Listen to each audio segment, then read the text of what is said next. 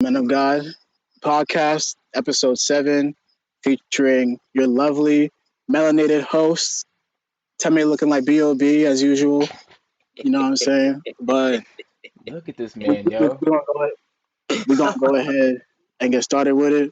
So, first, let's talk about what's going on down in Nigeria. I don't know how much y'all are informed on it, but from what I researched, there's this police unit called Sars that was made to be like an anti-robbery force, but then somewhere along the line there was corruption, and now they're pretty much acting how the police in the U.S. act, like they're discriminating, beating up random citizens.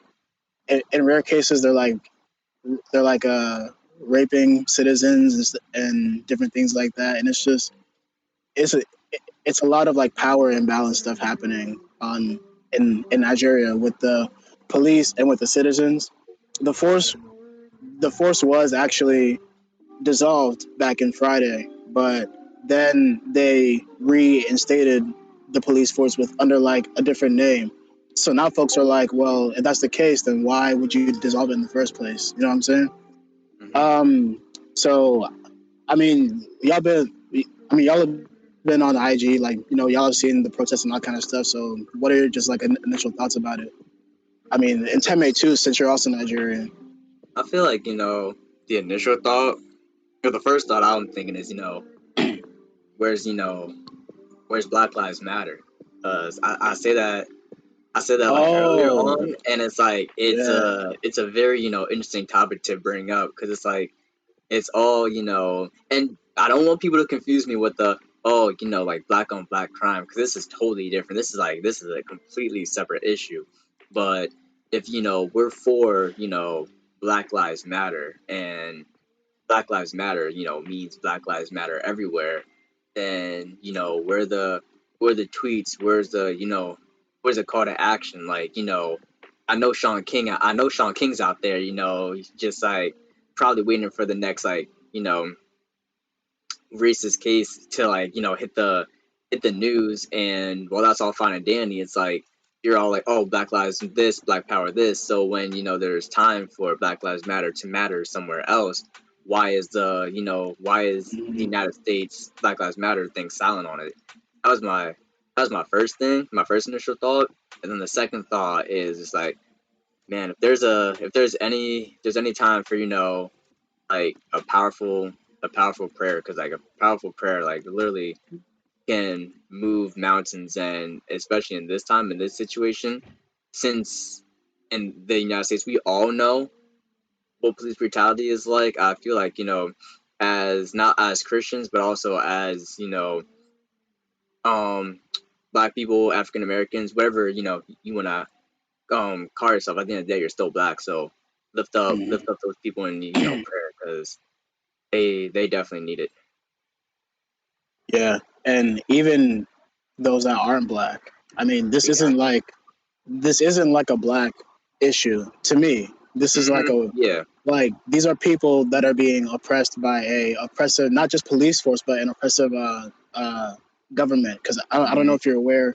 I don't know if you're aware, but the ruler of Nigeria, I think his name is Buhari. Is that right, Tamir? Yeah. He also operates Nigeria under a very like oppressive regime. So it's not necessarily like, oh, the police are abusing the people. It's like the entire oppressive government is oppressing this whole country. So like, folks that got the money to do it should take action. Like, I don't know if you were in uh ENC last Thursday, Josh, but we talked about this same thing and like being a call to action, because as men and even as women of God, like we're called to help those in need however we can. That's why we were talking about it now on the podcast, because while we may not have the funds to donate or the means to go down there and protest, we can at least bring awareness with our platform, no matter Hmm. how small or big or whatever it is. And then also, I think it's interesting that a lot of celebrities that take from Nigerian culture, like Afrobeat, being pretty. That's what I was gonna say. um, Now, granted, actions speak louder than words. I don't want to just assume that she's not doing anything or that she's not donating or she's not processing or whatever. But it's very interesting that somebody who created such like a black centric movement, such like an Afrocentric movement, is like you could even put like a statement out or something, Bro, or you just go like there and take photos. that's what that was what you were talking about with your missionary thing about like It's the don't whole go on mission trips. Mm-hmm. Yeah, where you were Yeah, the like whole don't go mission trips, or it's like don't go on mission trips to like other countries to take photos of people who you would villainize in your own city, and exactly. that was targeted to like of course the demographic that we're all thinking of, like when it comes to like white people going over there talking about mission trips. It's the same thing for celebrities wanting to like make like what's the word get money off of like Yeah. other countries, but when the times come to actually lift up your voice, hey, silence is deafening. Hmm. Truth. Truth. There we go. Oh, trying to mute myself. I think like to break it down. So Nigeria has struggled with this for a very long time. So this whole SARS thing has been an issue for a long time, and I think only recently that being able to speak up has become an option. Probably an Hmm. inspiration from what happened with the Black Lives Matter, where everyone was standing up for something, and what it's going into. Everyone spoke about this, so like this has been going on for years. Everyone spoke about it, but everyone overlooked it because it was like it happens. You know, is the country? The country is bad. Let's just keep moving. But um, it is now becoming bad because of what it is doing to the youth. So it's the youth that is now having a voice to speak up. So, for example, Ade, if you're in Nigeria and you walk out in the streets, you're probably going to get stopped by the SARS because of your hair. And that is what people are being affected with. Because if I'm carrying a laptop and I have hair like yours, they're going to stop me and say, hey, look, you're a criminal. I'm like, bro, I'm not a criminal. I just have a laptop and I have a nice haircut. And that's where, like, why you have Nigerians that why you have your Nigerian father saying you have to cut your hair, because of that kind of oppression that comes in with the police, where once you look a certain way, you are framed as a bad person. So with that being said, that's where like the whole SARS thing comes from, because they are the ones who were created to stop all these like fraudulent people who do fraud. And so the youth is like having this uprising, because just because the way we look doesn't mean that you can call me a fraud, or you can assume that I'm a fraud. And then even you yourself, you're a bigger fraud than I am, because you just oppress people because you have power over them and you can wrongly accuse people.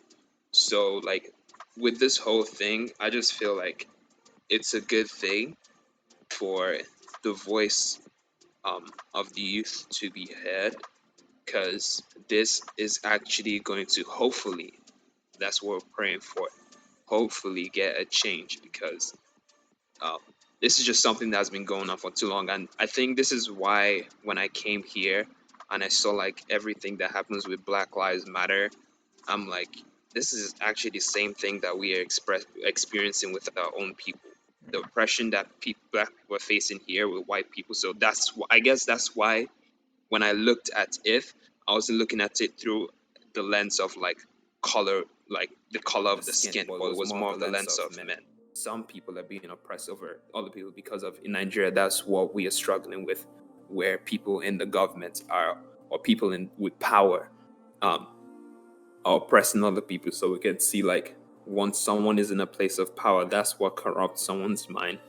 And just I just really like that people are beginning to voice themselves, And I think like the protests hopefully have been peaceful protests, even if like, they've had some deaths. But I've just been praying about that, because it's a new thing and it's a very different thing, because Nigerians are usually very passive about this because we've experienced this for so long that it's become normal.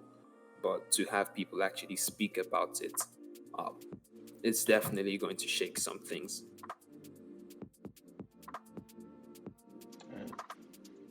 Yeah, I would totally agree. And I mean, I feel like what happened in America with George Floyd is kind of what's being emulated that done in Nigeria in terms of like the massive amount of outpouring, because prior to George Floyd, Black Lives Matter was a very like, I mean, it still is, but the participants were like mostly black, and maybe you had like maybe 2-4 white people. The difference now on George Floyd is that now you have this massive white and other POC people coming together for that greater good. Tearing down Confederate statues, actually getting laws changed for once and stuff like that. And now in Nigeria, the same thing is kind of happening to where, like you said, folks now are starting to speak up and they're starting to voice, their own experiences with SARS. I read one on Instagram about this woman who had gotten raped by a SARS officer, just like, in broad daylight, and nobody really said anything. They just kind of went about their day, even though she was screaming loud enough, and all those different things. And I don't want to get too graphic, but that's kind of like just the the people in Nigeria now are fed up with it, and now we're starting to see the shift in like actually protesting for your rights, and just like letting it be known that you're not going to put up with it anymore, just as Black Americans and even African Americans did when George Floyd was being killed, or not being, when George Floyd was killed. But to that too, I mean, it's also weird too, because a lot of, or not a lot, but I saw one post that Tiffany, the Nigerian artist. Okay, she made might just be me, but she actually like called out Beyonce and like other different black celebs and black artists who had previously profited from that Nigerian sound and that Nigerian culture. She didn't really call her out per se, like, you're not doing anything, yada yada, but she was like, yo, like, what's up? Like we're struggling over here, and you haven't said anything from what I can tell. And I just think it's interesting, because this also relates to Black Lives Matter, because white people in the past were able to profit off of black culture and not pay any mind to the cause. And I feel like the same thing is kind of happening here, at least from the view that we as people that aren't close to Beyonce or aren't close to people can have, which is, these things are happening, and you profited off of Nigerian, culture, like, brown skin girl having Wizkid on your album, stuff like that. But then when the cause actually comes, it's like crickets.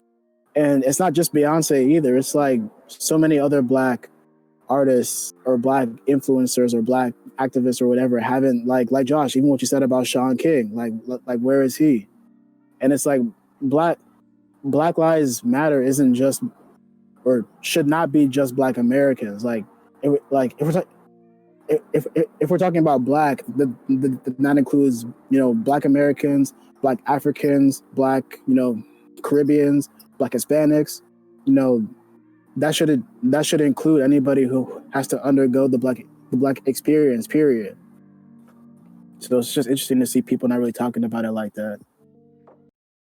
I feel like there's also to be said. There's a quote by Martin Luther Jr. Martin Luther.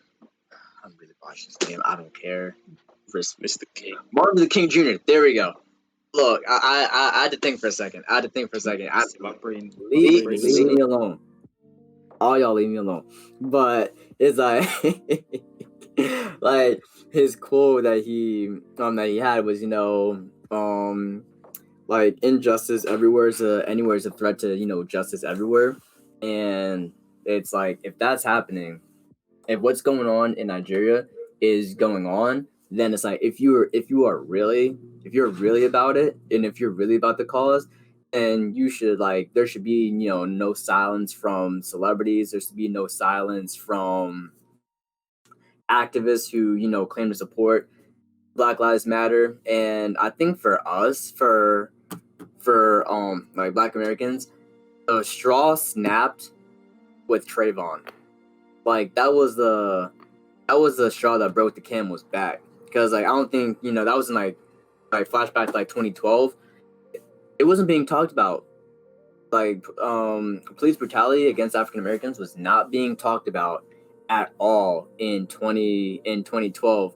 But as soon as that case happened, and I remember exactly where I was when that verdict hit, and after that verdict, the not guilty hit, it changed it legit changed the course of everything, basically forever.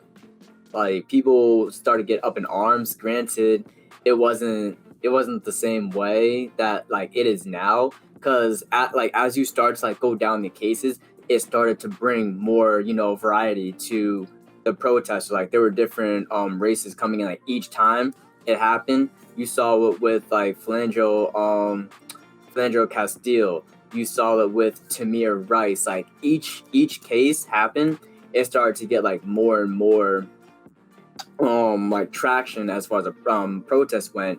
And for the battle with Sars Nigeria, I feel since it was already since police brutality was already a topic, a lot more people know about it, right? A lot more people know about it, but it's one thing to know about it, and it's another thing to act on it.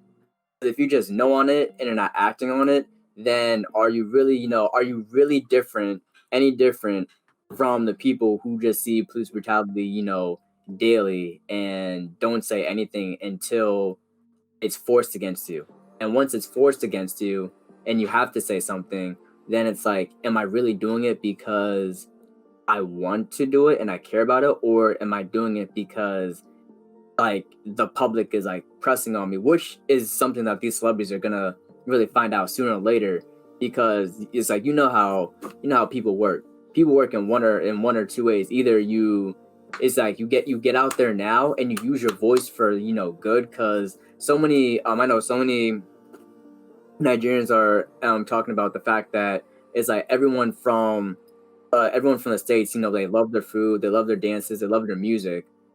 But when it comes time to act on it and help them, what is there but silence, right? What is there but silence? So sooner or later, they're gonna have to ask themselves, am I doing this because I want to, or am I doing this because I have to? And if I'm doing it because I have to, then is your cause that you feel, is it really true? So that's the point that they're gonna have to figure out for themselves soon and quickly. So the information output is very lacking. You know what I'm saying? Because me personally, right? I don't have I don't have a lot of knowledge about SARS in general. So I have to go wait, can you hear me? Yeah. Okay. Cool. Yeah. I had to go so I touched it just now. I had to read an article about it. I didn't really know a lot about it. I don't think I would have known about it if I didn't hear about them protesting. So I think it's the in our defense, a lot of people just hadn't even known what was going on. Basically what Timur was saying, he said it was happening for a while now. Basically, I had no idea until just now. That's the same thing what happened with the Trayvon Martin situation. I bet it was we had police brutality for years, of course, obviously, but it was never really known for protesting and the Black Lives Matter and an international thing where everyone came together and unity to protest it until like just this year. Like we never seen any other countries protesting for our problems. You know what I'm saying? Until like basically now. You know what I'm saying? So it's kind of like it's just basically the way that information is just sent out. Because I feel like even now, if y'all didn't protest over there, if y'all didn't start protesting, I feel like we still would have known. And that's just my honest opinion. I feel like we still have not known what was going on. Because that's how a lot of people seen it. We just found out what two weeks ago, I think. Wait, if I'm not wrong, if I'm correct. So I think that's just a main problem. That is just the information output is one big thing about it. And actually, I had a question. Like Tim, I don't know if you know. Like, is SARS like ran by like a union, like a police union, like we have in the U.S. Yeah, Yeah. yeah. Okay, Hmm. yeah, because I think that's what's one of the main problems is also like people don't really talk about is, like the unions, because like they're the ones that enable the power. You know what I'm saying? Like even though they know they're doing something wrong, they're not doing anything about it. So it's like we can bring it up to them, and then they always find a different. What happened, Josh? I think he's saying you can't hear me. I think it's only him though. Forget Can't it. hear. Ignore him. Ignore him. That's tough. Okay, but yeah, it's like it's the police union is a problem because every time you bring up a problem, right? Every time you talk about how the police brutality, they find a way to mix up the information. Oh, they get them indicted. You know what I'm saying? Paid leave.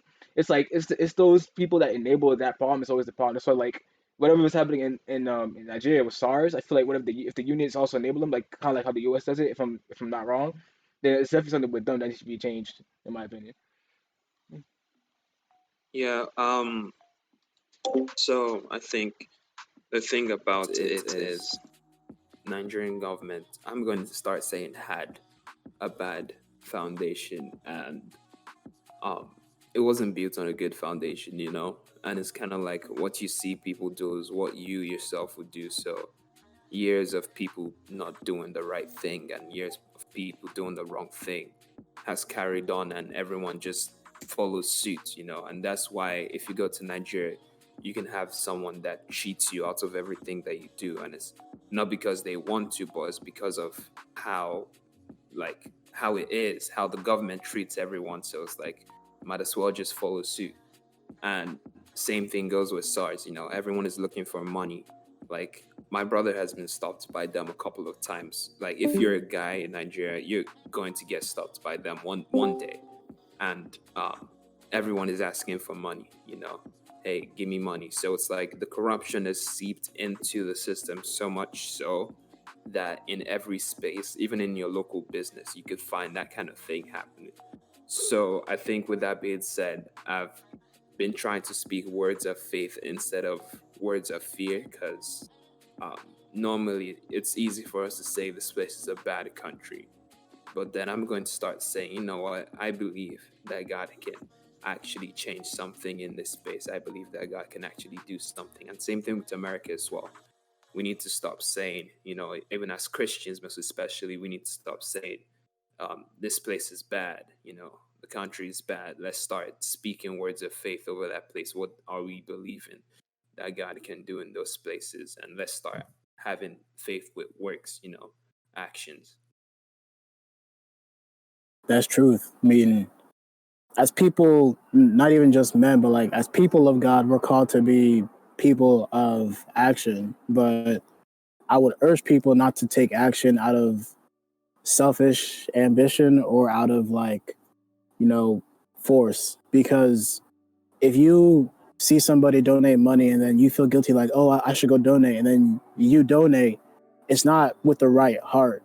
You know what I'm saying? Like everything is about where your heart posture is. So if you want to take action on an issue, well, first of all, in my opinion, you should give that want and that desire to God in prayer to that, so that way He can lead you to where you need to go. But then once He leads you, then you need to like check your heart and make sure that you're doing it truly for the cause and like truly to help out these people. Because what happens most of the time is that people end up acting and acting big, but then when the initial shockwave ends, then that acting like becomes soulless. Like for example, there were some people that I saw start businesses as a result of the George Floyd scenario, and like start black-owned businesses because their whole argument is like, well, Black America's only solution at this point is to disconnect economically. So then they were like, well, let's make these businesses.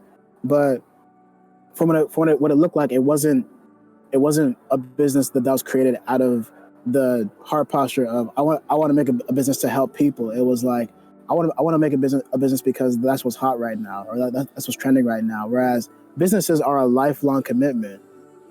Unless you want to just make one for 5 years and then commit bankruptcy afterwards. Like it's it's a lifelong thing. But when that initial shockwave of culture ends, and then you're left with this business that you need to run, that you don't have the passion or the hard posture to run anymore, then it becomes more of a detriment than an asset. So I would just urge folks to, 1, do your research, 2, pray, 3, see where God leads you, and then 4, act. But always check your heart before you act. And when I post this, I'm gonna definitely put some description for folks if they want to help SARS, or not help SARS, but if they want to help with the SARS movement, they can. If they want to donate as well. So everybody watching this right now, when it's on YouTube, put the link in the description, or check the description box, and we can put some links for y'all. But before we move on, is there anything else you guys want to say, or can we move on? If you're really about Black Lives Matter, support all Black lives. Bars. All right. So with that, we can move on to the next topic, which Josh was in his feelings earlier. So what you want to psych? Nah, this next topic is about manipulation in relationships, right? Yeah. Since you wanted to start off like that. Nah, no feelings were had. No feelings were had. Tell me, you this man like a minute. So, cups in the rose. Nah. But if we're really talking about people being in the feelings, then let's run on to Offset right now. Yes, sir. Because y'all heard about the whole debacle with Offset, Cardi B. Offset be doing his own thing. Sometimes he's drifting a little bit too off the Pride lands and into little elephant graveyard territory. So Cardi B had to be Mufasa and scare him back into acting right. But it's like, all right. So at what point do we talk about there being some forms of manipulation, not just in relationships like that, but in just like relationships in general? This don't got to be like romantic relationships. There can be manipulation in friendships that I've seen over the course of like so many like years, where it's like when people start to like feel like they're about to like fall out, there's like some sort of like manipulation that always goes on, where someone's like, oh, it's like we've been friends all this time, I help you with this, you do like this, and it's really all about trying to get people to really do something, like commit to something that they really don't want to do, whether it be through like lies and deceits, a false sense of like security. That's where we can get into like toxic friendships and toxic relationships. Because if there's any sort of like manipulation, like Cardi B was like, when it broke that Cardi B was getting ready to like leave Offset, all of a sudden you started seeing Offset like shower her with like these gifts. Like man's bought her, what was it, a new Rolls Royce, I think it was, for her birthday. And I was thinking to myself, and I was like, would he have done that if they weren't in the position that they were in? Like that's a question you gotta ask them. That's a question you gotta ask like friends. Like once friends start to like behaving in such like a weird way. It's like how would you approach that situation as in friendships and in a relationship when someone's trying to like manipulate you to try and like stay longer in that relationship when it's like some relationships just go stale. It's like and then it's like the greatest one is, oh, why'd you change? And it's like I didn't change. I just grew up. Like what's their excuse? And it's like exactly in friendships and relationships. So I was open. See, one of the funny things. Yeah. Oh, my fault. But like No, no, no. You got it. Take it. one of the funny, I think I heard a streamer. He was saying it. He's like, yeah, but if Cardi got that walk, why Offset keep cheating? I was, I started dying. But, I was like, yikes. But like, it is bugging because one funny thing also is that like she can't drive. But we ain't gonna talk about how she got a worse voice if she can't even drive a car. But tell me, I'm about to meet you again, bro.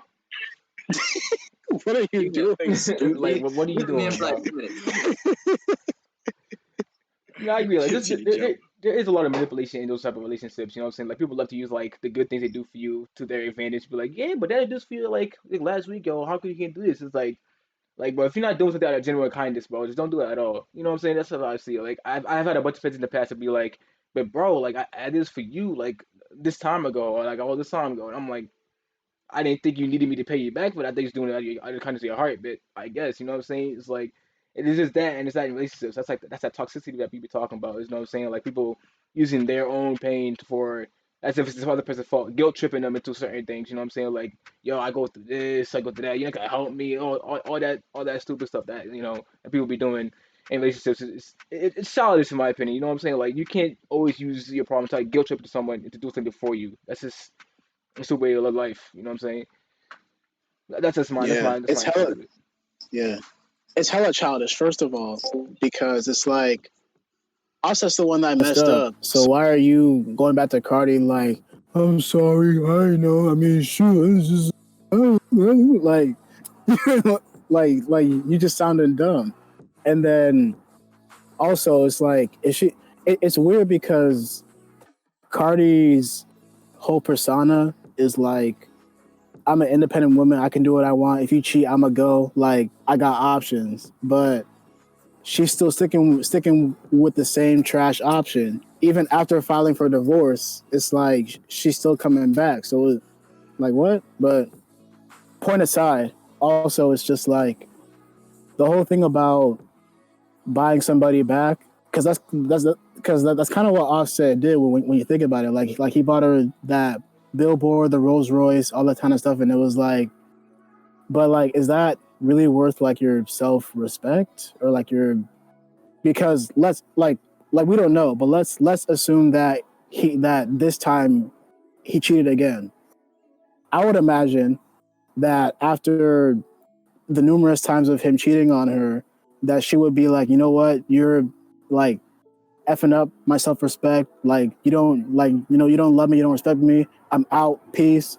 And then he comes back and buys her a Rolls Royce, and then she's like, well, you did buy me this. Okay, I'll stay back. Like, first of all, that's toxic on both of their ends. But also, it's like, why would you want to stay in something like that? Because it's not like Offset's not going to do it again.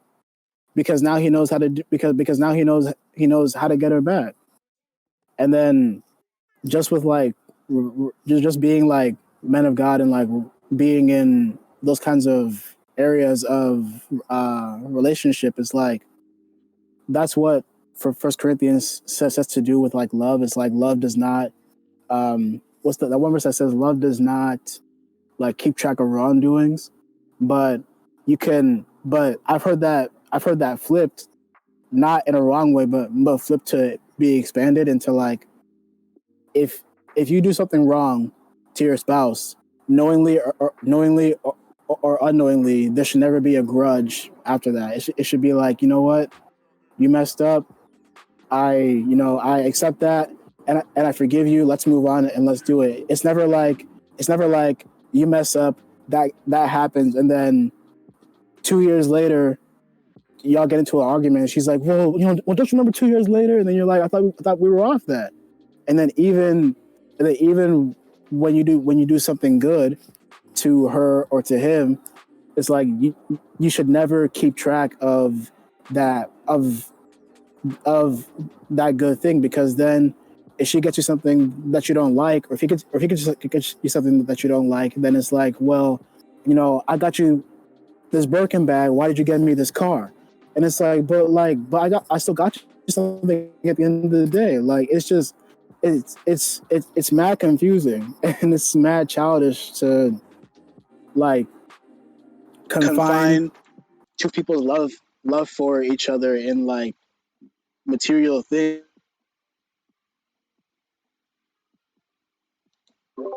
And one day, like, come back, or one day, like, this is gonna do this and that's gonna do that. So it's like you should never, you know, Yeah, bro, I'm muting this dude, bro. No, he getting muted, bro. This man getting muted, bro. Nah, nah, hold that, bro. You play too much, bro. Nah, nah, man. I was gonna let it hang, but man started laughing. I was like, you gotta hold this now. I'm just saying. You were locked down for a couple minutes. I'll meet you a little later.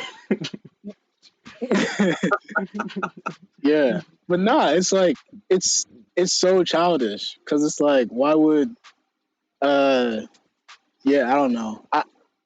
And then some people say that they're sticking together because they got a kid, which is understandable. It's still wrong, but it's understandable. But it's like, just why? Like, that's just so much energy that you're putting into a dead situation, because it's obvious that he doesn't respect her.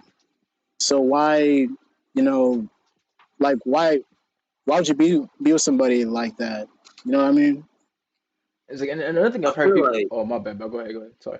I know. I was just gonna say. I feel like at this point. I mean, at that point, is it you said about self for like your self respect, and like I agree, and then like I disagree because at the same time it's like right then you got to be thinking about like you got to be thinking about like respecting her, and like this entire like time it's all the theme of what we've been talking about for like a while is like protect black women. That means like protect their like mental like their space, their mental like their mental health, which is like they've gone through a lot, and like at what point is keeping like buying all those like gifts really it's like that's bad for you, but it's also it might be as 10 times as bad for her, because it's like you're putting her between like a rock and a hard place. Granted, I don't know how each person thinks, so in situations like that, so she could just take it and still be like, all right, like I'm leaving, but she could like say, oh, he's buying me these gifts, maybe I should hear him out. And the fact is, since if that's the way that it's gonna happen, if Offset, goes down that path later, then it's gonna be like twice as much painful. Because she's like, oh yeah, I gave him like a second chance and he did it again after buying me all these things. So it's like how am I really gonna like where am I gonna go from here? And that's where you start to hear all these things like, oh, like men can't do like, like this, or like men can't do like that. And then you start to, like, have like Twitter, like the whole like Twitter debates, which, we all come to know and love. And then and then it really like hurts them for like later on. And then you have like the dudes who probably like merely like, oh, you like who hurt you and whatnot. And granted, like they're gonna know like who hurt you, and then it's like, and another thing, like men saying to like a woman who hurt you, I feel like that's just as bad, because then it's like not only are you like giving them the oh like the feeling of like entitlement, it's like, oh, who hurt you, why don't you give me a chance. It's also bringing up memories that they probably would like to forget, that they're on the way to forgetting, that you just like stirred up. So but I mean, if a woman's like acting like she's been hurt or says she's been hurt, I feel like don't push it until later when she's comfortable. Actually tell you. mostly on One, Twitter. and then Oh, my bad. I can cut you off. just say go ahead. Oh no, because mostly on Twitter, when I see people say that, like get that hurt at your heart, something like that. It's when they're like like just like a positive post, something like that, something about like like positive, and you see that one shorty in the comments talk about, all right, but he won't do this in real life, like he won't do it. I was like, yo, like why are you over here talking like this? Like get that pain out your heart. I mean, that's when I see it. I don't know when you be seeing it, but like. So some people just be like unnecessarily negative to certain situations. Like, all right, yo, come on now. Like, everyone's here being positive. You the one person's talking about like, all right, but like, you won't do like all yada yada something like that. It's like, bro, like get the hurt out your heart. You know what I'm saying? But that's what I see of it. That's just on that. But then I think also another thing I've seen to further improve that's like because I see most guys saying this like when we talk about their insecurities or what they're going on and like in an argument like they say for example like the girl would use it against them and be like yo come on now really and that's why I heard that people be like that's why they don't open up or anything because they always get it thrown right back at their faces. I mean y'all can tell me confirm or deny if that's true for y'all, but I mean I've read that a lot on like Twitter and everything and just other social media said that they be saying that might be another form of well not manipulation but like of toxicity in relationships. Yeah, I never had it happen to me, but I've seen it on Twitter before. Twitter is the best place for that kind of stuff, by the way. Just put that out. But then, I mean, I guess the last thing that I have to say about it is it showed me that like toxicity normally is a result of like soul ties, and here's what I mean. Because Cardi, in her explanation, one of the things one of the things that she said was like, "I missed the D," which I was like, hmm. Which then brings us into the whole topic about like sex and soul ties. We can get into that on a later episode, but Mm. it it it, it reminded me of this movie called Love Jones. I don't know if y'all seen it. It's a black classic, first of all, so y'all should have seen it. But Love Jones is kind of like a rom com, but it's like with a very toxic black couple who smashed on the first date, and then the whole movie is them the whole movie is them in this like mad toxic relationship, like like cheating, lying, he almost hit her at one point, like all this different stuff. Yeah, no, like it's great. Wait, did he hit her? Wait, no, sorry, that's a different movie. But regardless, he was still being toxic because, and it goes to show me like people stay in that because they like, at least in my opinion, because they give it up too early. Like, and again that's a topic for a different time. But when we talk about sex and soul ties, it's like it's like that's why there's a danger in like premature soul ties because it's like when you do it, then y'all will, no matter how toxic it gets, y'all will keep staying in that thing because like your souls are like tied as a result of that. So you'll keep staying in that relationship because you just don't know why that person like does something for you, but they just do for some reason, and that's like the abridged version. But I guess just in essence, it's like when you do things like sex and all that outside of the covenant of God and of marriage and all kind of stuff, it can have results like that to where you may find yourself in a toxic situation, but still be drawn to that person at the end of the day, and like still be drawn to that relationship at the end of the day. So that's me though. I don't know what else y'all got. Yeah, I was thinking about, in Genesis when God made everything and he said it was good. And it says like everything that he created was good. So like the concept of marriage and the concept of different things, they're good. And when I look at a situation like this, I see it as, you know, but there's something good in this that I don't want to let go of. And this is where the selfishness of humanity comes in, where it's like, I do not want to set a boundary because of the good thing that I've received from this. So instead of me setting boundaries for this, I'm just gonna keep feeding that part of me that desires this one good part of this thing. Even if I don't really like this thing, I just like this thing that seems good to me. So I'm just gonna keep feeding that. So with that, I think that's what causes people to come back. You know, maybe if I was in a relationship with someone and they weren't treating me good, but there was something about them that was good, I'd always be attracted to that good part, and I always want to come back to that.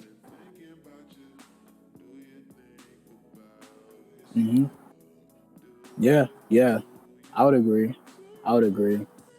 Uh, and then the last thing that I'll say too is that not everything that is spiritual means that it's from God. Like, we live in a spiritual world full of spiritual forces. So when like you said, Temi, there might be something good in that person, regardless of how toxic they're being. There might still be some good in that person that you're attracted to, and you might like rationalize that to keep going back into that situation. But the reality is that God calls us to be like sober minded and to look at things objectively for how they are. So if somebody is disrespecting you, or somebody is cheating, or just being mean, or not like honoring you or whatever, then God calls you to act on that, and to not continue to give life into a dead situation. And but when you mix it up, and when you're like, well, there's still some good in them, well, yeah, there might be like a good, there might be something spiritual that you feel in that person that you may perceive as good. But a lot of the demonic forces and a lot of the devil forces on this earth are very, like, they can masquerade as good forces until it's too late. So that's why you need to be cautious about the kind of spiritual stuff that you two as a couple are, like, embarking on. And also the spiritual state that you are, like, if you're still, and this goes back to the whole thing about, like, waiting on God's time for a spouse, or waiting on God's time for the right relationship, is that you need to be in full command of who you are, and in full command and in full control of who you are, before you get anything else, because then you'll know what, like, what you rock with and what you don't rock with, and like where the boundaries can lie, and like where to set the right boundaries, so that way you won't get stuck in that situation. But yeah, if you y'all got anything else before we move on?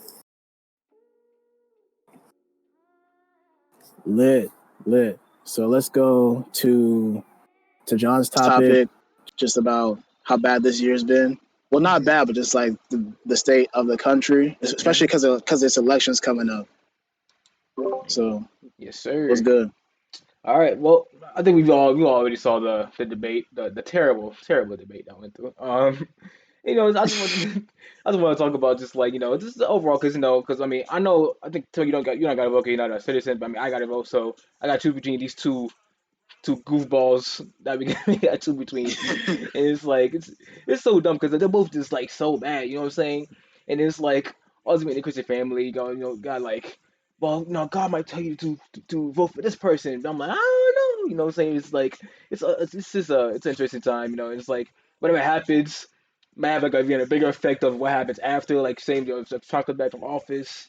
I already know how bad that's been, how he doesn't really care about racism because of COVID, like how will it affect the future of the country? This is right now, just overall, just how much this country's bugging, and yeah, that's how I'm starting off. I don't like how Christians are, or not all Christians, but some Christians are being like, I'm not gonna vote because this person doesn't represent Jesus, and I'm like, yeah, they don't, because we live on a fallen earth. Like, what part of that don't you like? Yeah, they're not Jesus, but you still got to vote for one, because if you don't, then you're breaking God's command, and you're not fighting for the rights, and for justice and things like that. So it's like I feel like oftentimes we try to politicize Christianity or like put it within the confines of American politics, which you can't really do because American politics is something that A is corrupt, but two is like it's also man-made, and you can't put God into anything that's like man-made. So it's just annoying when I hear people say like, "Well, F it, I'm just not gonna vote," and I'm like, that's more dangerous than voting for for X or for Y. Like, regardless of what the country is like, or regardless of how you may feel, or regardless of what the state is in right now, like you still have to exercise your right, especially Black folks. We gotta exercise our right to vote, so that way we can at least have somebody in who can usher in the change, even if that person is not the change, they can still usher in the change.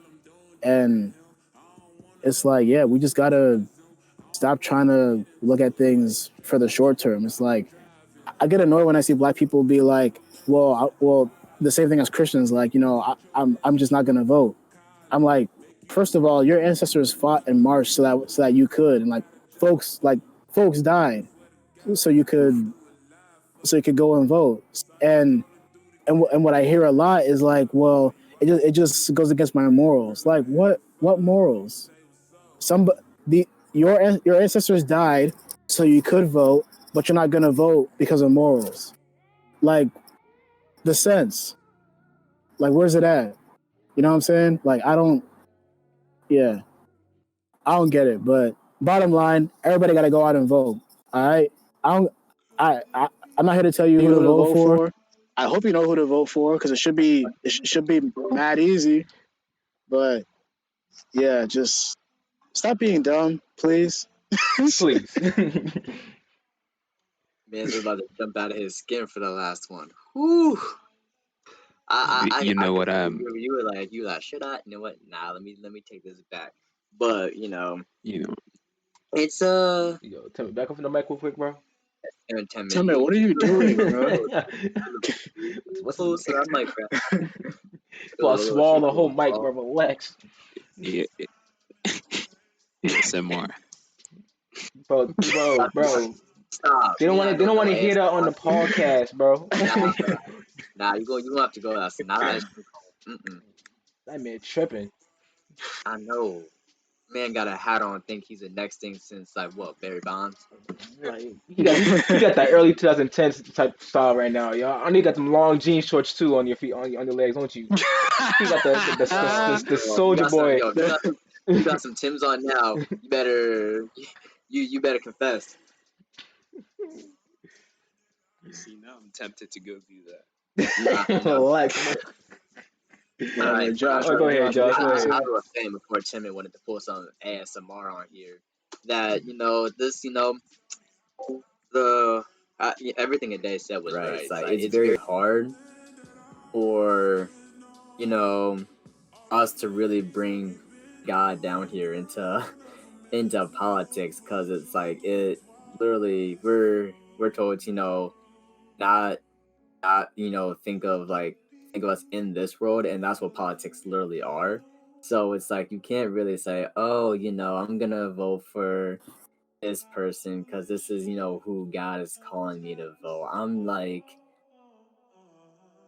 whatever helps you sleep at night, like whatever helps you sleep at night. I'm just saying, I'm just giving my 2 cents. But look, you do you, and I'm gonna do me over here, cause it's like, hey, cause it's like at some point you just have to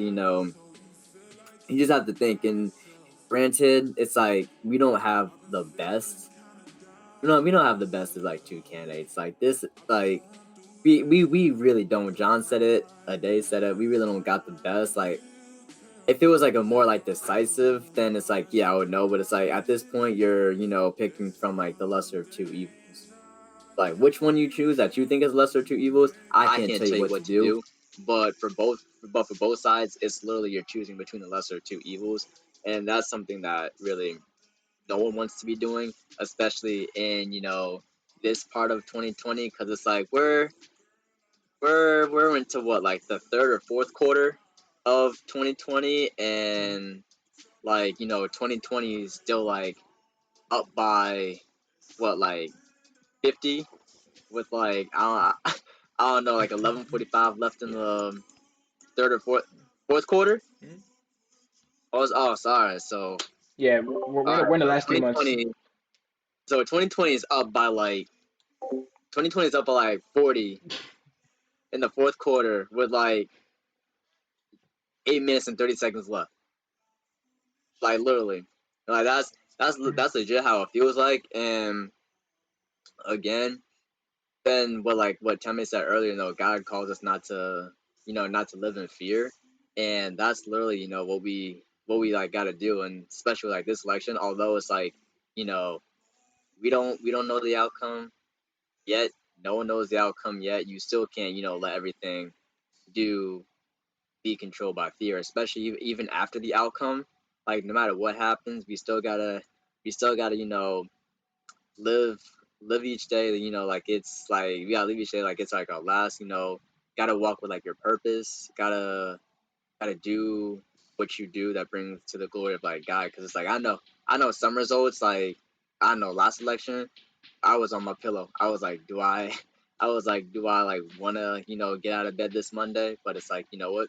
You're gonna have to. The show goes on, and Mhm. as bad as 2020 has been, the show got to go on. It has to. There's no other way. And like also, On that, oh yeah, go ahead.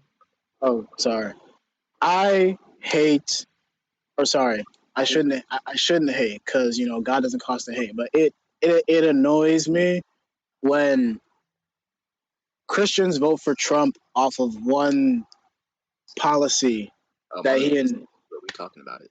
that he endorses. Like freaking so many American Christians are like, I'm gonna vote for Trump because he's for the right to life. Like, what does that mean? If you're talking about abortion, he's had abortions in the past because he's had all these different side chicks. So what, like, so what are you talking about? You talking about if you're talking about right to life in terms of like immigration? There's kids at the border. So like, what Mhm. right to life where? Right to life where? Man said, And nah, that's we and that's talking such about such it. a stupid He said we argument because talking like you can talk about, oh, he has one policy, but then like his other policies that I think he supports is also against God's will. So it's like, bro, it's literally on both sides. You can't win. You can say one aspect of it is good, and then the rest of it is bad. It's like, what are you talking about? Like you can't just be like, I picked that one exact small part he supports, and that's why I'm gonna vote for him. Like, well, what do you mean? Like, what about the rest? Like, you say ignore the rest of the bad thing he does is also against God's will at the same time. I had this exact argument the other day, bro. It's such a stupid logic to Bro, use. it's like so dumb because it's like, okay, let's just say that Trump endorsed a policy that was God honoring, but then every other policy was like take away healthcare, kids in cages, killing black people, like all this different stuff that like that he's got. Would you really vote for him because of that one policy that he's likely not even going to endorse? I feel like we Like, all need to talk about the fact that most of his policies are so anti, like they're so like there are a lot of his policies that are anti-Christian, right? And it's like, and it'll be those people on social media. It always comes back to it that I know that y'all know what I'm gonna say. Them Christian verses and them Christian bios be right up in those headers talking Mhm. about I'm gonna vote for this candidate. And I'm just saying, at what point can you even begin to do this, but yet have God's name in your mouth and have His words on your bio? Like you're literally at this point, you're just being contradicting to yourself. You got to choose one. You gotta choose one. Either you're for the kingdom or you're not. At the same time, though, that's what the Pharisees were. They knew all the Bible that they knew, but they still wasn't living. Hey, look, it's either there's a difference between living and existing. Big yo, can we also talk about how this man Kanye is trying to set us up for failure, bro? Like, bro, please stop, bro. Also, Okay. If you watch All it, right. please don't Let's vote for talk about Kanye. it. Please don't vote for Kanye. Like, I don't want to have another. I don't want to have another Harambe. Absolutely As not. a resident Kanye stan, I speak to the people watching the podcast right now and the people of America in general. Do not vote for this man. Because that, like, first of all, Kanye hasn't dropped a good album since Pablo. That's first of all. Second of all, my man's on some lore. Second of I'm from the Day fandom, and I speak for the trees. I speak for the resident Kanye stands. I got a Kanye poster in my room. Like, I speak for the trees. Do not vote for Kanye West. That man cannot run. Like, oh no, sorry. I'm not gonna say that. I know that's exactly offensive. what you want to say. I think I know exactly what you want to say, and that's some disrespectful crap.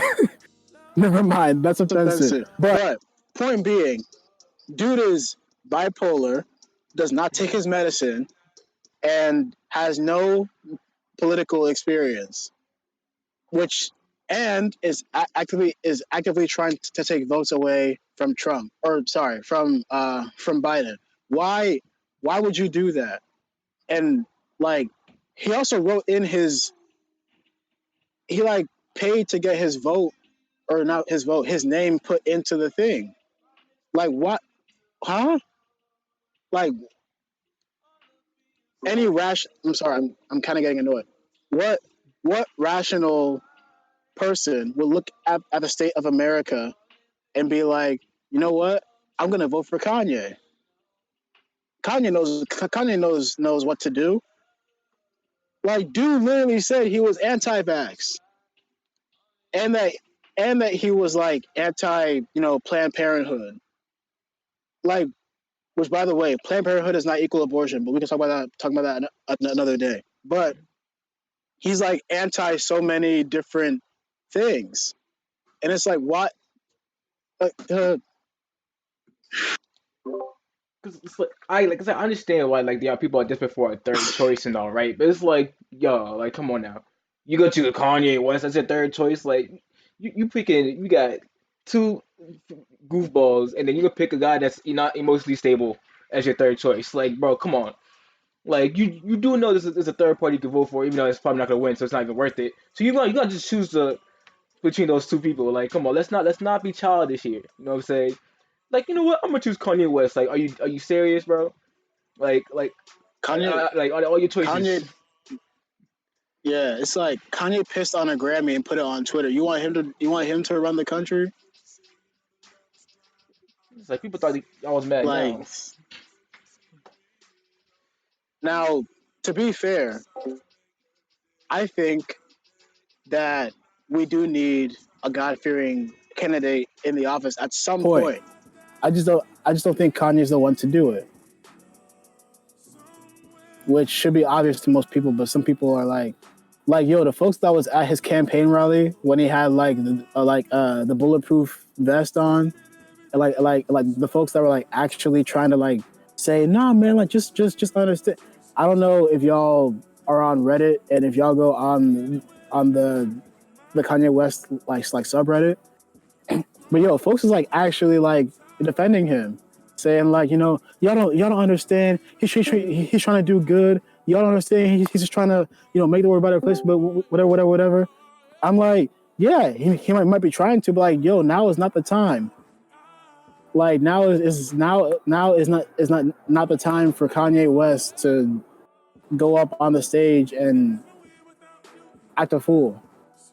Like, in Taylor Swift's case, yes, we needed that because she robbed Beyonce. But now ain't the time for it. Did you really have to bring that up? Because he was right. That I, time, that time he was right. I, Taylor Swift, I know, I know. Beyonce's video was way better than Taylor Swift's. That time he was right. He got up there. He got up on that stage, snatched the mic from a white woman's hand with a bottle of Hennessy in his right hand, and said, "You ain't got the best video." See, Taylor Swift stands about to be on you. I know. Hey yo, look. You know who to come for. You know who to come for. I did none. I did none. I did none yet.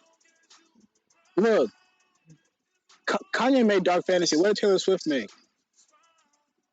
Oh, they gonna come Breakup for you now. songs. Oh yeah. They definitely coming for Oh you. yeah. Taylor Swift, the best #1 female artist. You think it's all walling, bro. Bro, R.I.P. to your R.I.P. to your mentions. You're lucky your Twitter's not up here.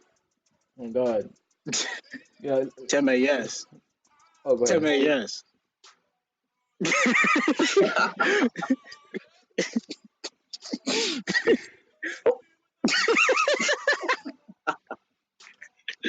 Yo, Ida, your camera keeps flickering, bro. You might like turn the camera off and back on again, bro.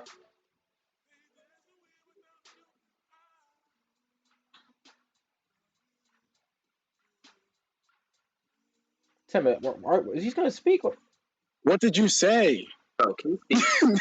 Yes. Yeah, Stupid. you.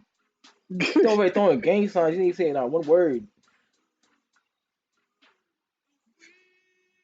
Like, is your mic muted or something, bro? I don't care about the hat, bro. What do you say, bro? Bro, Bruh, what are you saying? He's We a gotta log you crackhead, off. bro. exit. We still can't hear you, bro. Your mic. Oh, y'all can hear me? Okay, Oh, it's now funny. we I can hear you. can. Hello? I can hear him, but when y'all trying to ask, can't hear John. It's funny, isn't it? Yo, what are you talking about, yo? Josh, yo, that's your problem, bro. You'll be alright. Yeah, I can hear you. Nah, Yes. I can hear you fine. I just heard him a second ago, so I was saying, yeah, if I knew someone like Trump or Kanye personally, man, I don't think I'll ever have a bad day, bro. To be honest. To be honest, every day will just be banter, man. I'm gonna be laughing my butt off. I'm like, what do you do today? I'm like, dang. I don't think I you'd be said, you did laughing this? if Trump was your No. homeboy. I don't think yeah, you'd be I don't know laughing. about that, yo. I said, I'm not gonna if I front, knew, but after witnessing, that presidential debate, that was peak comedy. I'm sorry. Like if that was a television show, like as bad as it is, and I know my parents are like, oh, young people your age, you guys don't take anything seriously. I'm sorry. Twitter was peak comedy after that. Like Twitter was peak comedy. Adding the fly that landed on his head at the vice presidential Yeah, debate. Nah, you can't make this up no more. You can't make this up. that was Pete. yeah. Mhm. But honestly, the Bible says that God raises and it brings down kings.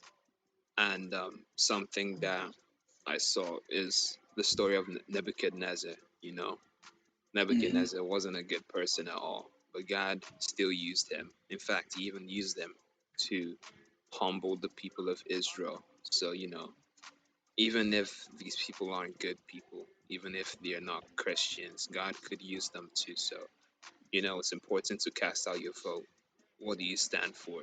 If you believe that, if you have a personal conviction that God tells you to vote for Trump, then go ahead, do that. If you have a personal conviction that you're not going to vote for Trump or you're going to vote for Biden, sorry, go ahead, do that. Don't don't let your, I think the Bible talks about this, where don't let what you believe and your own personal convictions put your brother in pretty much a state of doubt.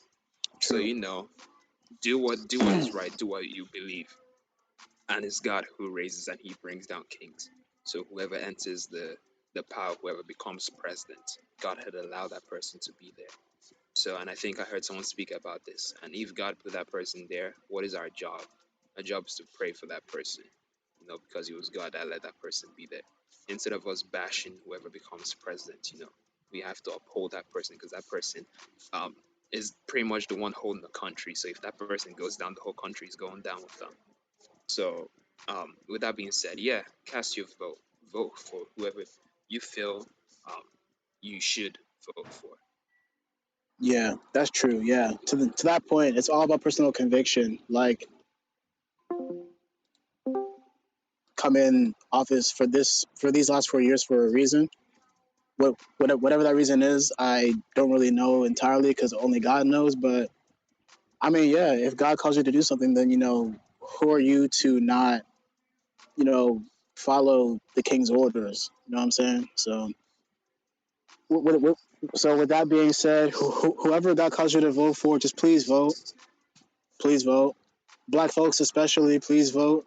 And please don't, whoever comes away with the title of, commander in chief, if you don't necessarily like them, don't pray for their downfall, but instead pray for them.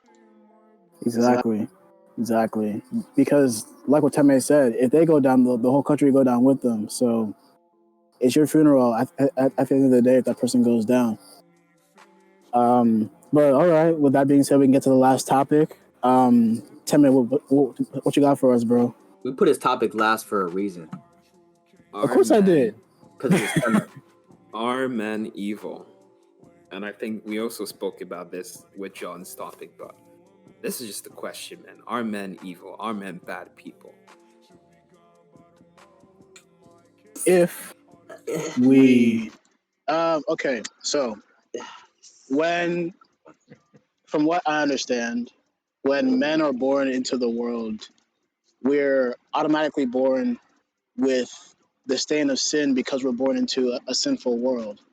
Therefore, we need to be able to have God in our lives, hopefully be introduced to God at an early age and be brought up with God from that age to up to when we're adults, and then even after that to ensure that we're suppressing our evil tendencies. Because honestly, well, I guess to your question, yes, I would say that men are evil, but that's because given that's only when men are given the opportunity to be evil.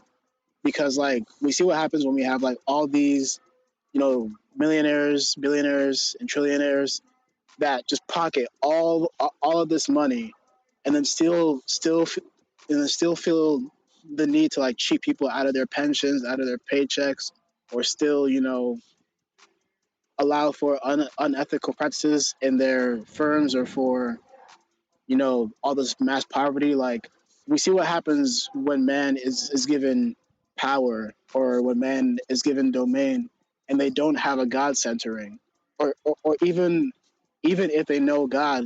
Because in the Bible, like, David knew God, but he still went after Bathsheba. Mhm. Or even in the Bible, or even in the Bible, when kings that like worshipped God, kings that you know tried to instill God's order, ultimately fell to sin. What that sin was is irrelevant, but the point being is, I would say men unless, even when they have a God grounding, because when men are given the opportunity, then they will sin, and they will sin hard because they have the power to do so. Which again just kind of goes back to why we as Christ followers have to die to our desires daily, so that way God can replace our carnal desires for righteous ones. And that's something that I'm big on. Is like, say if you want God to bless you with a business, or with or with like money, or a relationship, or something like that. If you pray and give that desire to Him, He will reconfigure it in your heart and make it righteous and make it holy. Because when man desires something purely out of man's want for it, that's when it can become sinful.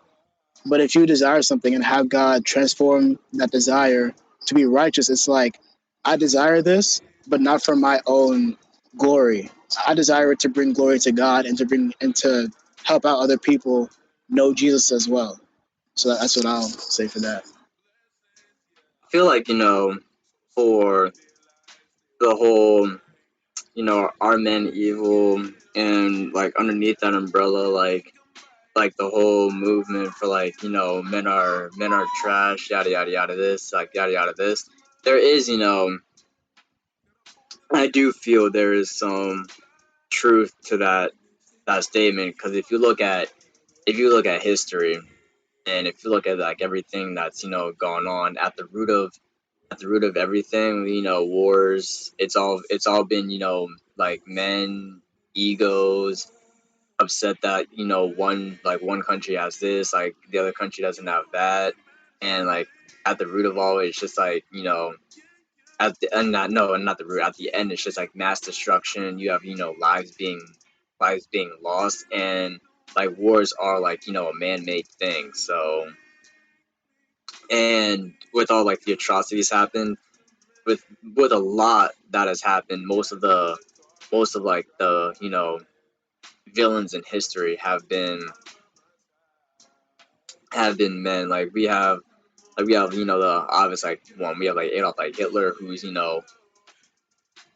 yeah, there's no words for the things that he's done. But other than that, there's been a lot of other people that have done just as worse things, that are man. And then you have right now in the Senate, and like most of the power in our government is men, and they hold the final says on what goes, and they've kind of put into action like a lot of policies that under like mine, and like hurt a lot of people, a lot of minorities, especially like a lot of women, especially the policies that women are saying, well, how can you be up there when you don't know what it's like to be us? Like they're making rules on women's body when they don't even have a clue on what's going on. So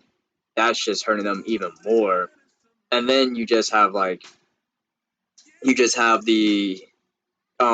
issues with with rape, which happens a lot more often. Like how often do you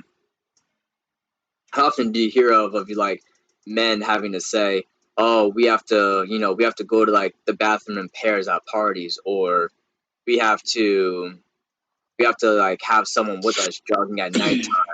And there's a lot of like things being made to prevent rape, such like condoms like women, that if a man tries to rape her, that would like happen, and it'll prove that that man had tried to do that. Like how often do you see things being made for men to prevent that? And most of the stories that you hear from Uber drivers that have Uber or Lyft that have like kidnapped and done them, most of them have been men. So are men evil? It depends on you. I don't want to, like a day said, like of course, like when we enter this world, we're in sin, so we have to like find God first and foremost. But when it comes to it depends on like the power that it is, and the power that they have.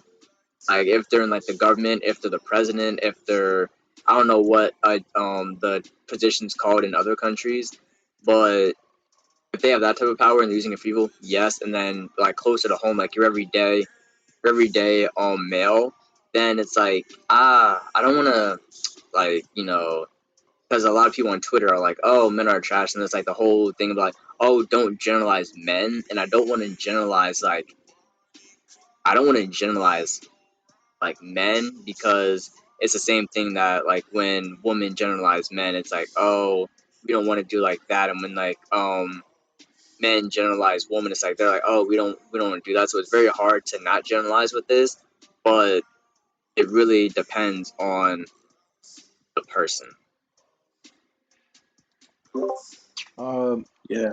oh, okay, well, I guess the way I would first question is that like I wouldn't say men are evil. I would say the environment they grow up in is evil, or just the environment in general. For example, right? In the sense like what like almost 80 times they had this aspect of the patriarchy, which would be problematic, which is by default where women always were known as lower or had lower class or lower rights. You know what I'm saying?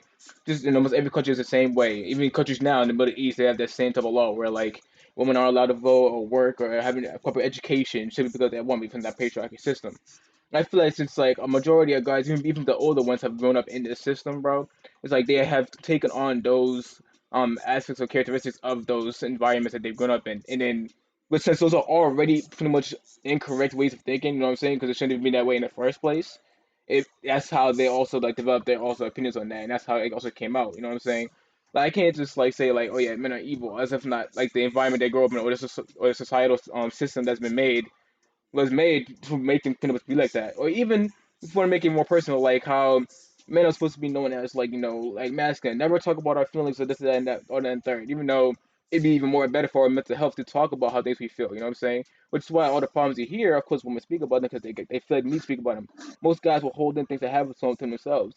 You will never hear like when's the last time you ever heard we actually hear a guy talk about how he was sexually assaulted really ever because they won't because they have that fear that it will make me blown back in their faces or you know what I'm saying it's just not they don't feel manly to even speak about it. It's just the overall system of how we grew up in how we are just raised where it's like it might seem like we are trash. It's a system that needs to be changed of how we are raised and grow up and it needs to be changed. That is the real trash thing. So I would say men aren't trash. It's the system we are in is trash. The environment we grew up in is trash.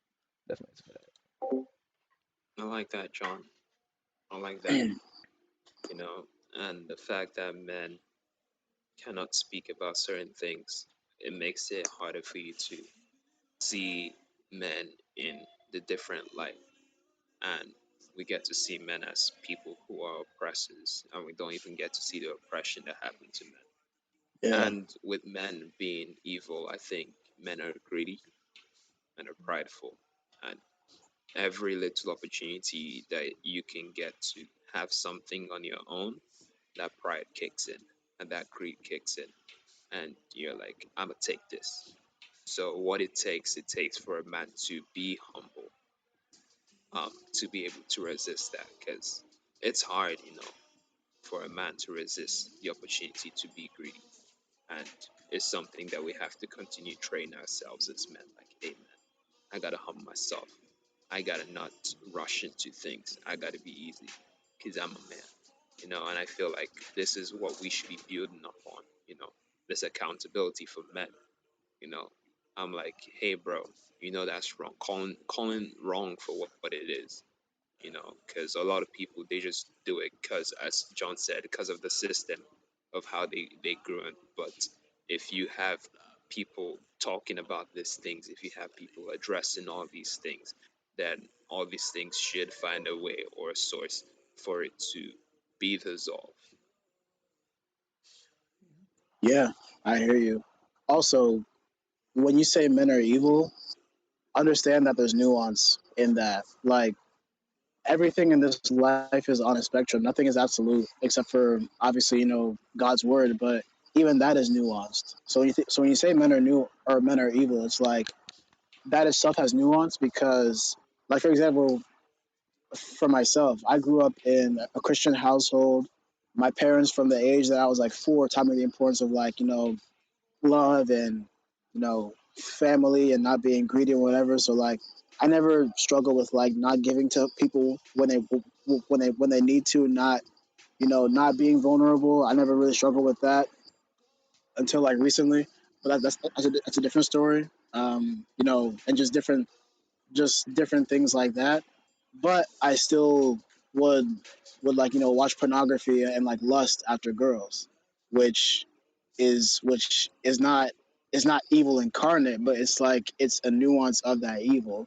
And then that same evil can apply to other men. It's like you may not lust over girls or watch porn, but you may have a pride issue, or you may not have a pride issue, but you may have a giving issue, or you may not have a giving issue. Like, you see what I'm saying? Like it's a everything is on a spectrum, and men deal with their own men deal with their own evils in ways that they can and in ways that they should.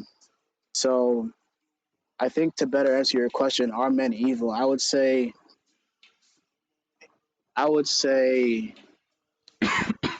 that their evil is relative.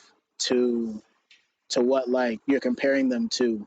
Facts. If you're comparing man to man, then I would go more so on the John's point about it being your environment and not the man. If you're comparing man to God, then yes, because God never had any sinful desires, men do. And if you combine the fact, how men affect women, then yes, also. Yes.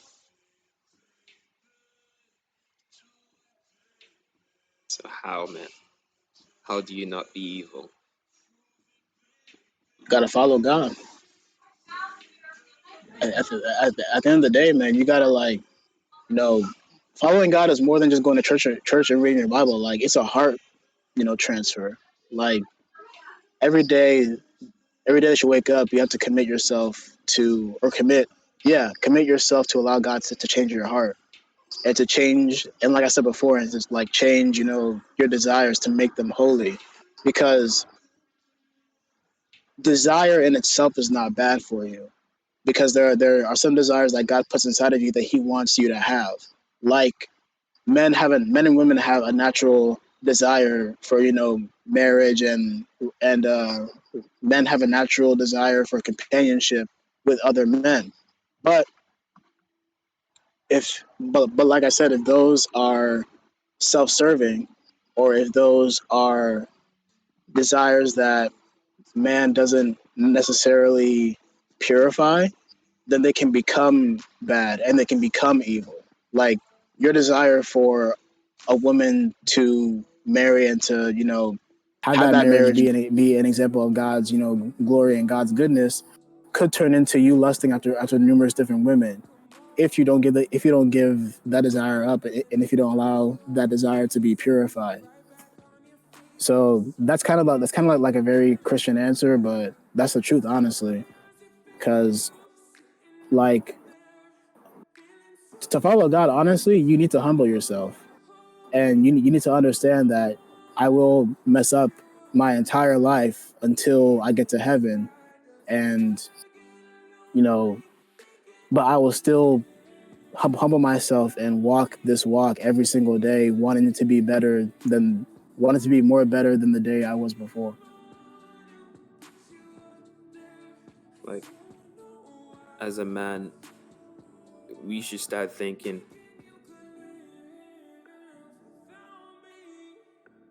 dang, is that? Start Oh, thinking. I thought Ade was saying something because he was glitching. So I'm like, yeah. As a man, you start thinking, are you willing to submit to what you have received? And having that mindset of humility.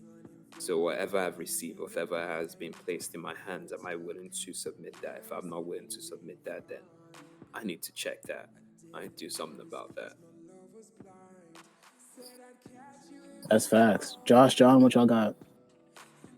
Unless y'all don't have nothing. I said all I had to say.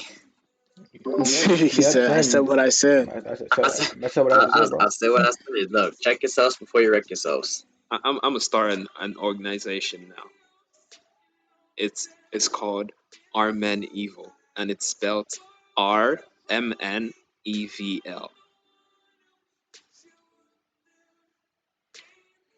All right, so we're looking, guys. We're looking for guys. We're new looking fourth. for a new host for the podcast. Yes, Tell me on the sir. podcast now. Yes, sir. Yeah, He is off the roster officially. on this upcoming Friday Yep. at 6 You can o'clock. DM us. You can DM us at M.O.G podcast on Instagram. Yup. If Hey, that bro, be. that felt so cool in my head when I read it. Now you guys are just, I'm gonna leave y'all alone. I just didn't have this stuff. Hey, look, it's too late. You said what you said. You already And said what you said, yo. you got yourself out of a hosting job. Live in 4K. That's crazy. Dang. That's a shame. Anyway, oh wait, do you guys want to answer one question, or do you guys want to answer questions? Yeah, we can answer a question if you want. Yeah. Okay, let's do a short one so that way we can end off because it's starting to get dark. Yes, And Tim sir. is starting to act. Yeah, Tim is starting to feel himself a little too Tim's much. getting a little bugging right now. So we got. Oh nah, he did that. Yeah, tell me yeah, on crack right yeah, now. Pick that question real quick. Oh nah. Yo, yeah, you gotta channel your inner Stephen A. Smith. Ooh-wee. He on his Lamar Odom right now. He did all the ruckus again. Our first job And as anyway, a GM was to sign Teme. sign Lamar Odom. This is on crack.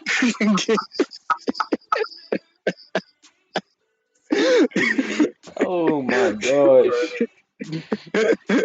Hey yo. Anyway, John, what question we got, bro?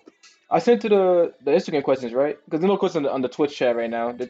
So we gotta look at the Instagram ones. Yeah, I gotta find that photo though. Give me a second. you can I just can't answer it tell if quickly. Ade is still laughing because it looks like he's still laughing on mine. He's a little bit delayed. No, you're lagging. Yeah, you're lagging. What the? Oh. Everything I have, I'm changing. Mm, Yeah, you got to put the photo, bro. Cause I can't find it right now. I feel funky fresh. Not gonna lie, all man. right, hold up. This hat tilt, man. What? He I said feel funky like fresh. I feel cool, bro. I ain't gonna claim. He Just gonna because you lie. got the hat tilted a little bit, don't mean you're gonna be the next Eminem. He said the hat tilted. That man's Shoot. sweating. Eminem don't He even just wear his swagged hats up. like that. Teme. Okay, I got You got it? I got them. Okay, cool. I got them. I Yeah, know your headphones are not on the side of this hat. I know you're not crushing this hat with your headphones. Ooh-wee.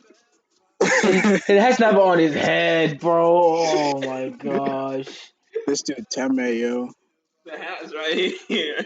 The hat ends here. Okay. Oh yeah, you can go ahead and pick one that day. Why? Okay, here's a question. Why is it important to allow God to define us instead of our race or our political alignment? We kind of answered that throughout We this did whole kind of answer podcast, that, but um, go ahead. but in es- but in essence, it's like because things of this world are fleeting.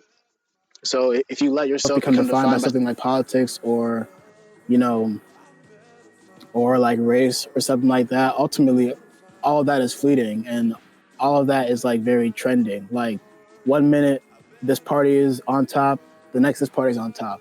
So then your identity is never stable. It's always going to be fluctuating. So it's important to put yourself in something like God because God is the same yesterday to today and tomorrow. So and like and ultimately his identity surpasses all other identities because his will for you is more powerful than anything else in this world in relation to you. So that's what I would say because the world is fleeting, but God is forever. You know what I'm saying? And also to add on to that, if you let something define you, what would you do when that doesn't apply? You know, how would you react when that doesn't apply? So imagine if I had placed my identity on the color of my skin. What about when injustice happens to someone who is not of the same race as I?